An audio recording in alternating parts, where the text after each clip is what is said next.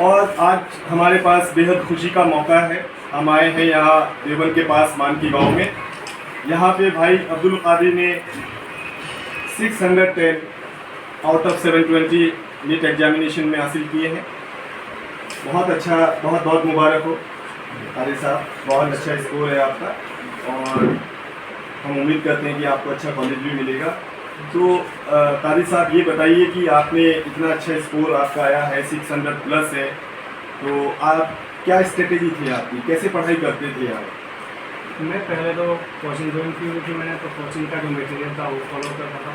उसके बाद कोचिंग के बाद जो टाइम बचता था उसको डिवाइड करके सबसे ज़्यादा टाइम फिजिक्स को, फिजिक्स के बाद केमिस्ट्री, फिर बायो, सबको टाइम देता था डेली। तो डेली वहाँ पे टेस्ट होते थे हमको। तो आपका कहना है कि आपने मतलब आप जो टाइम टेबल बना के पढ़ते थे आप इस तरह, पहले फिजिक्स, केमिस्ट्री और बायो, हाँ। तो सबसे आपका इसमें फेवरेट सब्जेक्ट कौन सा है, कौन सा था? फेवरेट सब्जेक्ट तो बायोलॉजी था। बायोलॉजी। तो बायोलॉजी, बोटनी एंड जूलॉजी। जी जी। अच्छा। और फिजिक्स, केमिस्ट्री? अच्छी अच्छा। इंटरेस्ट था क्योंकि आगे एग्जाम भी। तो टाइम टेबल में आप किस तरह से, किसको ज़्यादा टाइम देते थे, कैसे डेली रूटीन आपका क्या रहता था, कैसे पढ़ाई करते थे? सबसे ज़्यादा टाइम फिजिक्स का रहता था। तब कोचिंग डेज में, क्योंकि कोचिंग रहती थी मॉर्निंग में, उसके बाद टाइम मिलता था जो उसमें सबसे ज़्यादा टाइम फिजिक्स, फिर केमिस्ट्री, फिर बायो। लेकिन जब सेल्फ स्टडी नहीं होते थे, मतलब सुबह से ही वहीं पढ़ते थे, तो 4 से 6 आवर फिजिक्स को, उसके बाद 3 आवर्स या 4 आवर्स केमिस्ट्री और 3 या 4 ही बायो।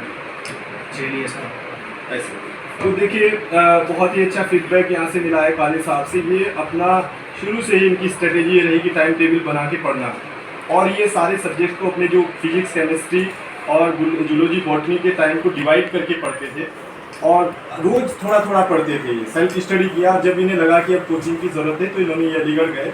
इन्होंने 12th यहीं से देवबंद से किया है, लेकिन ये कोचिंग इन्होंने अलीगढ़ गए और वहाँ से ऑफलाइन कोचिंग ली। तो सभी स्टूडेंट से हमें यही फीडबैक मिल रहा है कि उन्होंने पहले अपनी बुक्स पे कमांड की, अपने फंडामेंटल्स पे कमांड की। उसके बाद अगर उन्हें लगा कि अभी और किसी उसकी ज़रूरत है, सॉल्यूशंस उनको अपनी प्रॉब्लम्स का नहीं मिल पा रहा है, तो वो ऑनलाइन पोर्टल्स की हेल्प ले, या उन्होंने ऑफलाइन, जैसे इन्होंने ऑफलाइन कोचिंग की। वहाँ कौन सी कोचिंग की थी आपने? अच्छा।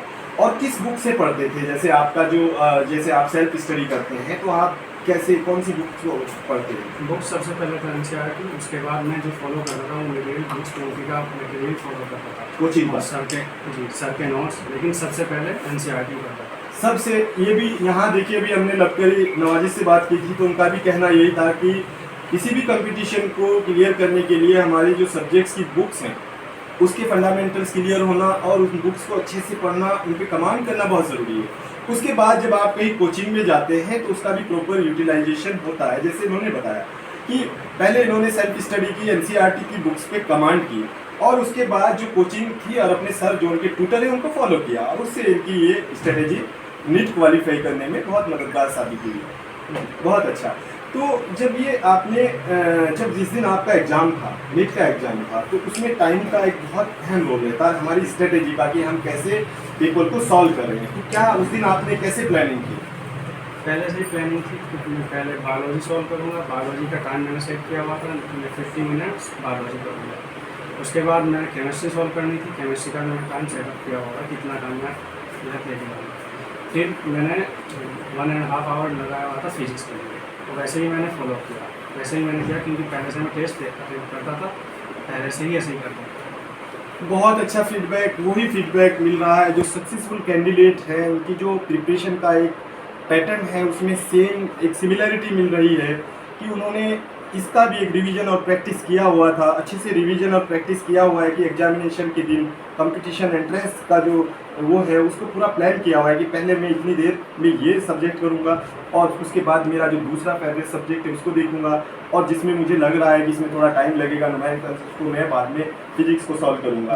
तो वही सेम स्ट्रेटेजी अब्दुल कादिर की भी रही और उससे इन्होंने इसी स्ट्रेटेजी के साथ नीट क्वालिफाई किया है। तो अभी आपका नीट तो क्वालिफाई हो गया है और हम दुआ करते हैं कि आपको अच्छा कॉलेज भी मिले। तो अब आपका क्या गोल है, क्या बनना चाहेंगे आप, क्या आगे क्या करना चाहेंगे? मैं नीट के बाद नीट पीजी करना है, नीट पीजी में और एमएस करनी है कार्डियोलॉजी। पार्टी में। गुड, बेस्ट ऑफ लक, बहुत अच्छा। और दूसरे स्टूडेंट्स को आप क्या मैसेज देना चाहेंगे काली साहब, जो तैयारी कर रहे हैं उनको क्या करना चाहिए? आपने क्वालिफाई किया, आप सक्सेसफुल कैंडिडेट हैं, आपने स्ट्रेटेजी फॉलो की, अब दूसरे स्टूडेंट्स के लिए आपका क्या मैसेज है? मैं ये उनको ये सजेस्ट करूँगा कि सबसे पहले अपनी एनसीईआरटी पर फोकस करें, जो उनके पास और जो मटेरियल है उसको फॉलो करें, एनसीईआरटी से बाहर कम से कम जाए और ज़्यादा इधर उधर कहीं नहीं जाए। बहुत अच्छा फीडबैक। देखिए सबसे अच्छी बात यही है कि जो हमारी बुक्स है इतने अच्छे रिजल्ट्स आ रहे हैं, और ये वो स्टूडेंट्स हैं जिन्होंने अपनी जो सब्जेक्ट्स बुक्स हैं उस पर कमांड जिनको रही। इनका भी यही कहना है कि सबसे पहले आप अपनी एनसीईआरटी की जो बुक्स हैं उन पे कमांड कीजिए, उनको उनके जो क्वेश्चन है उसको सब्जेक्ट को अच्छे से पढ़िए, उसके जो क्वेश्चन है उनको सॉल्व कीजिए। उसके बाद जो है दूसरी अदर ऑप्शंस जो है ऑनलाइन या ऑफलाइन पोर्टल्स हैं या दूसरा मटेरियल है उसके बाद देखिए, वो एक प्लस होगा। लेकिन सबसे पहले आप अपनी बुक्स को और अपने जो फंडामेंटल्स हैं उनको क्लियर कीजिए, और उसी स्ट्रेटेजी से इन्होंने पास किया है। बहुत अच्छा, बहुत ही अच्छा फीडबैक आपसे मिला है। और यहाँ उनके अब्बाजान भी हैं, तो बहुत बहुत मुबारक हो आपको। बहुत ही कैसा लग रहा है आपको?